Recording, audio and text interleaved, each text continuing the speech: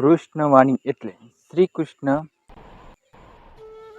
અમૃતમય વચનો, જેમને જીવનના સત્ય, કર્તવ્ય અને આત્માનું ભેદ સમજાવ્યા છે. શ્રીમદ ભગવદ્ ગીતા એ શ્રી કૃષ્ણની વાણીનો મુખ્ય સ્ત્રોત છે. અહીં કેટલીક મહત્વની કૃષ્ણવાણી શ્રીમદ ભગવદ્ ગીતામાંથી લીધેલ છે.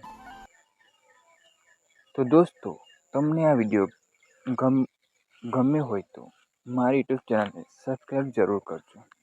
કર્મયોગ વિશે. કર્મણ્યેવાધિકારસ્તે મા ફલેષુ કદાચ મા કર્મફલ હેતુ ભૂર્મા તે સંગોત્સ કર્મણી. તેનો અર્થ થાય છે દોસ્તો, તારો અધિકાર માત્ર કર્મ પર છે, ફળ પર નહીં. તેથી કર્મ કર, પણ ફળની આશા રાખે નહીં.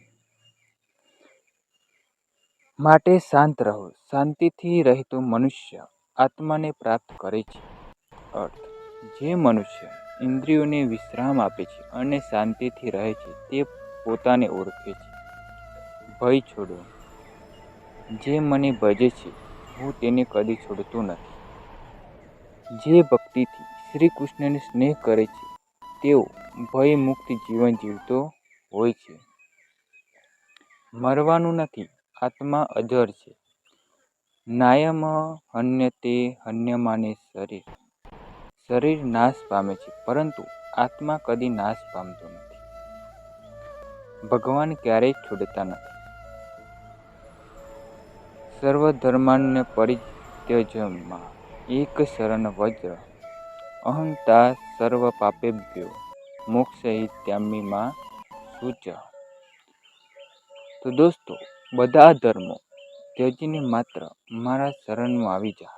હું તને બધા પાપોથી મુક્ત કરીશ.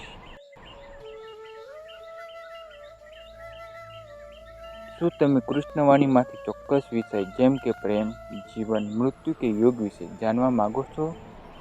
તો મારી યુટ્યુબ ચેનલને સબસ્ક્રાઈબ જરૂર કરજો દોસ્તો. તમને રોજ નવા વિડીયો જાણવા મળશે.